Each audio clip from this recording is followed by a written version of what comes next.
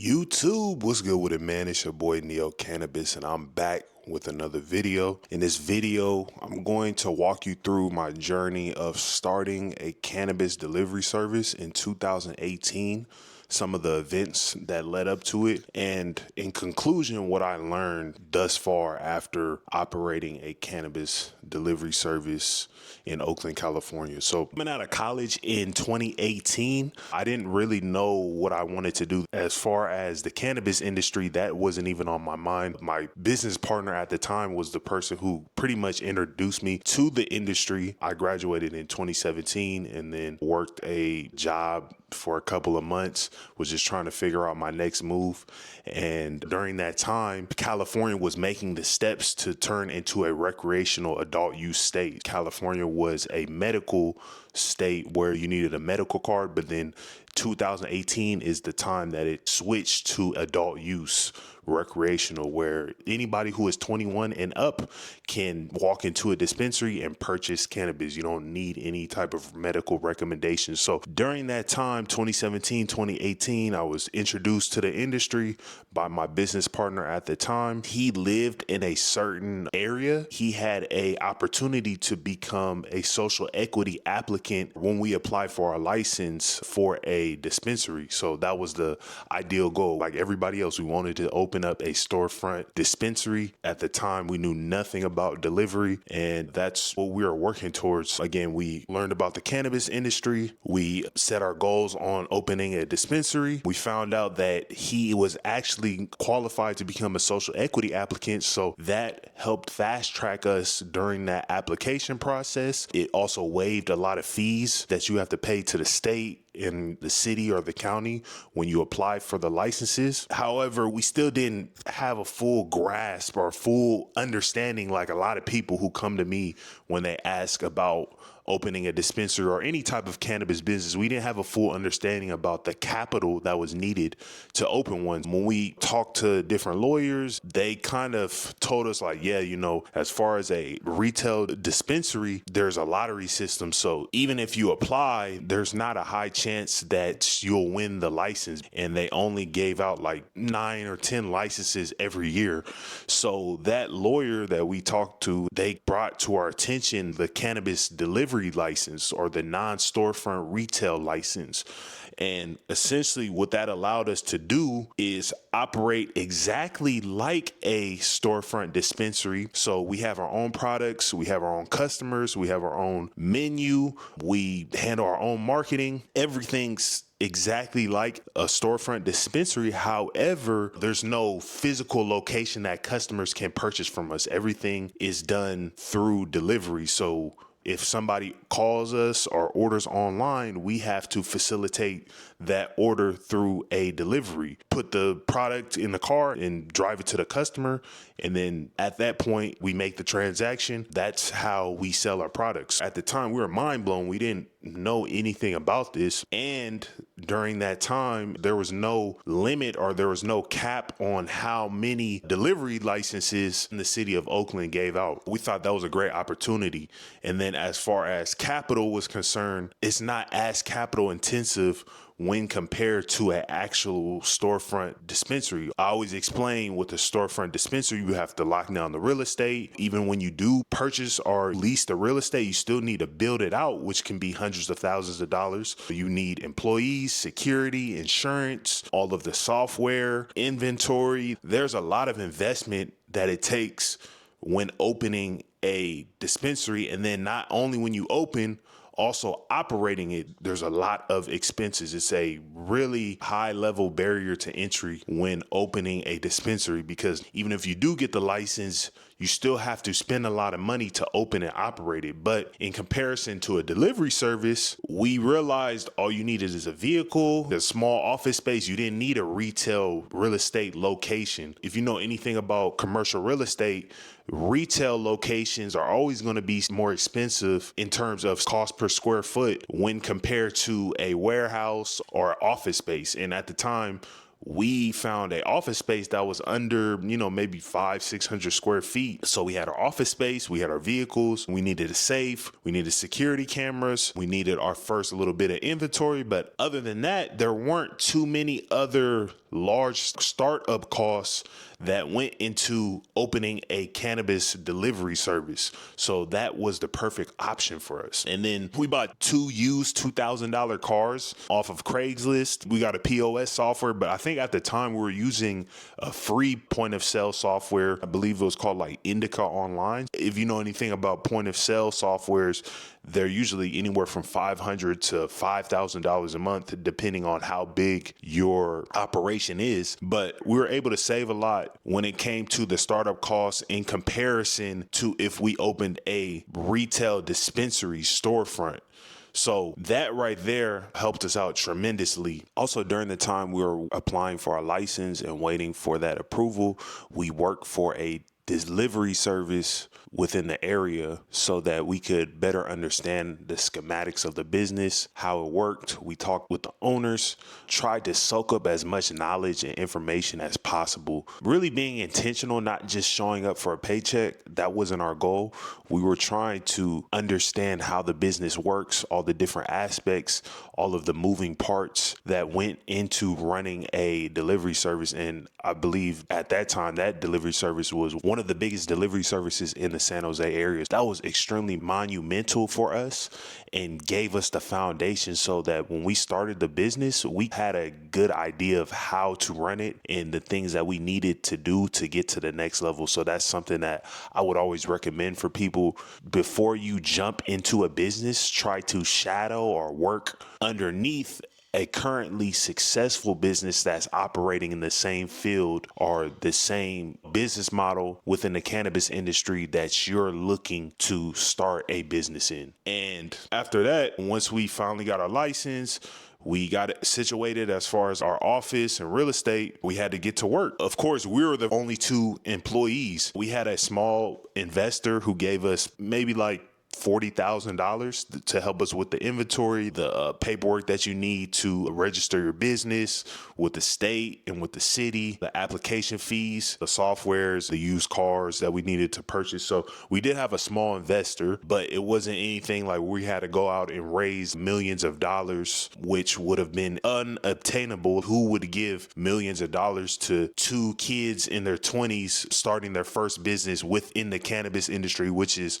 one of the hardest industries to start a business in? That would have probably been a failure. So again, we had to get to work. We're our only 2 employees, but we quickly realized that we got started. We had product, we had an office space, but we realized we needed to get customers. We did everything backwards. So we put all this emphasis on getting started, getting our license, but then we opened the first day and we had no customers. We weren't getting any calls. I think at the time we may have gotten like a basic Weed Maps listing, but if you know anything about Weed Maps, it's pay to play. You need to spend a lot of money on their platform in order to increase your chances of generating more business. We didn't understand that at the beginning. We did everything backwards. So again, first day, probably no calls, maybe 1 call. Second day, third day, fourth day, fifth day, we're literally just sitting in the office by ourselves with nothing to do. We're like, man, we need to make a change. We need to figure out how we can increase our chances of gaining more share within the market, because we were delivering in Oakland. And again, at this time, luckily for us, there wasn't too much competition, because when we started in, I think, mid 2018, the recreational market just opened up. So a lot of delivery services at the time, they were still in the same space as us, trying to understand the landscape, or it was a lot of new business owners not really understanding how this whole industry works. So we called up Weed Maps. We're like, yo, whatever we need to do, we need to increase our advertising budget. We went in the Oakland area. We got a higher promoted slot to pop up on the homepage if anybody in Oakland, California goes on Weed Maps. And then right when we did that, we started getting business. Now we're 2, 3, 4, 5, 6 orders a day. So we got a little bit of consistent business. We're not generating anything crazy, but we're like, okay, so this Weed Maps thing works. The more money we pay on Weed Maps, the better chances we have in gaining more market share, generating more revenue, obtaining more customers. So at that time, even though it was new, Oakland was still one of the most saturated markets, because that's one of the main cities in the Bay Area. So we thought, why don't we focus our efforts in delivering to some of these cannabis deserts. I don't know who is familiar with Northern California. If you go to the east of Oakland, there is cities such as Dublin, Livermore, San Ramon, Danville, and these are actually more affluent areas, higher earning individuals when compared to Oakland or where I'm from, Hayward, where that was the main location that we were delivering in. My business partner, he was from Oakland, so he had the Oakland area on lock, and then I had the Hayward area on lock. So at that time, the first couple months, again, we're doing maybe 5-10 orders a day. We're like, man, we need to really ramp this up because 5-10 orders a day, $50 to $100 per delivery. We're probably only making $5 to $1,000 a day at best. If anybody knows business, 5 to 1,000 orders, that's cool, but we're trying to build a 7-figure business. We're trying to create generational wealth. We're trying to get to the next level. So we're not content with making $5 to $1,000 a day. So we figured out, okay, we need to expand our reach. That's a benefit of a delivery service. You're not attached to any one location. You can go out and find customers if a certain area that you're currently servicing is saturated or has a lot of competition. We realize, okay, we can just go and service other cities that there may be more demand and there's not enough supply for, because you have to remember, all business is supply and demand. If there's a lot of demand for something and no supply, then you need to figure out how you can bring more supply to that area or that market that has a lot of demand. And that's essentially what we did. We went out further where a lot of companies were not focusing their time on or focusing their efforts on, or they didn't want to go out there because it was a 20-30 minute drive, and we set up shop out there. We just focus our marketing efforts as far as weed maps, as far as Google Business. We paid for higher advertising in those areas that were more affluent and more farther out from Oakland. And man, business started picking up. That's how we really scaled the business. Once we expanded our reach out to these cannabis deserts where there was a lot of demand and no supply, there weren't any retailers that were servicing those areas. That's when we seen a huge boost in our revenue, in the amount of customers that we were obtaining every day, and in the overall demand for our business and our service. When we started doing 20-30 orders a day, and me and my business partner at the time, we were just getting maxed out. I don't know if anybody's ever done cannabis delivery, but it's not like Amazon where you may drive somewhere and you just have a lot of deliveries in that one neighborhood or that one area to where it's a lot of stop and go. Cannabis delivery is more so you may drive somewhere and then you have to drive 10 miles west, and then you may have to drive 15 miles north. You're not going to have a concentration of customers all in one area. You're not at Amazon. You're not USPS. Most of your deliveries are going to be spread out throughout the city or throughout whatever area that you're delivering in. And most of the times, once you do a delivery, you may have to drive 10 or 15 minutes somewhere else to do the next delivery. So it's really taxing and time consuming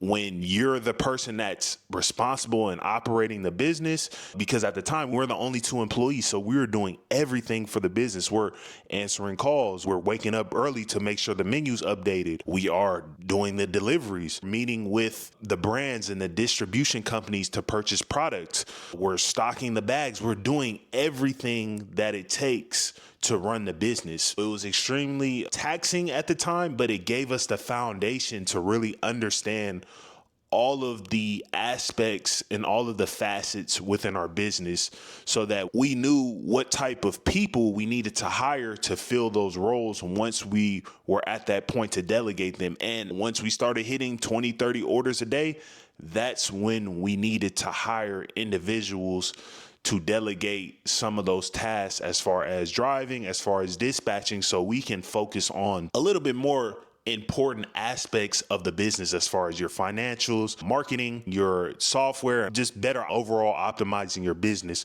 so that it's more fine-tuned, it's more efficient, and you are providing the best service for your customers. Because when you're 24/7 in the grind, you're doing the orders, you're answering the calls, you don't really have a time to step back and look at your business from a different perspective, because you're in that rat race wearing all these different hats to just make sure that your business stays afloat. That's when we noticed some things and more changes that we needed to make in order to hit that $1 million a year goal, which we had. At the time, I was living with my parents. I was probably only 23, 24. And I remember sometimes I would be so tired and exhausted after doing 10, 15 orders within a day of deliveries that sometimes I wouldn't even go back to the office. I would just head back to the house, and I would literally come home with wads of cash. And my parents knew I was doing something involved in cannabis. I never really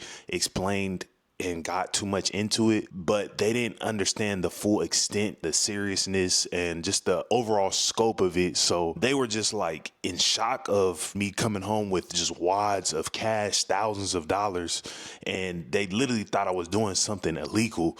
So at that point, that's when we realized it was kind of dangerous, and we needed to create better systems and delegate more tasks to people, bring on more drivers, bring on dispatchers, so that we can focus on other parts of the business. So eventually, early on, we scaled to having, I think, about 4 or 5 drivers on the road at one time, and then eventually hired and had 1 or 2 different dispatchers. That's how we built the business, and then begin to delegate other roles and tasks so that it could more so automate itself, and we could take a step back and figure out how to better market the business, how to focus on our pillars of great customer service, competitive pricing, and fast and discreet delivery. So that's really the principles that we tried to nail down when we started our business. Some of those changes were more of a focus on marketing. We had to tailor our weed map spend, because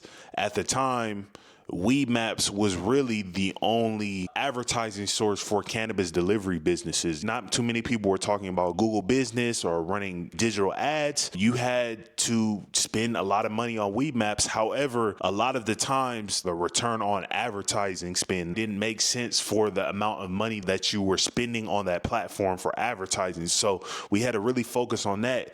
And then we had situations where the city tax was destroying us. Like, I remember one time we had to go into the city of Oakland, and we had to pay a tax bill which was like 16 grand in cash. The reason why the bill was that high was because we had some late payments, penalties, and interest. Again, when you're in that rat race, you're not focused on some of the other things as far as taxes, marketing, hiring. And then we invested in making our website look cleaner and more sleek and more efficient, so it was easier for customers to place orders, which lifted a lot of the workload from us having to answer a lot of calls, because we could direct customers to just head onto the website, because the website integrated with our point of sale system.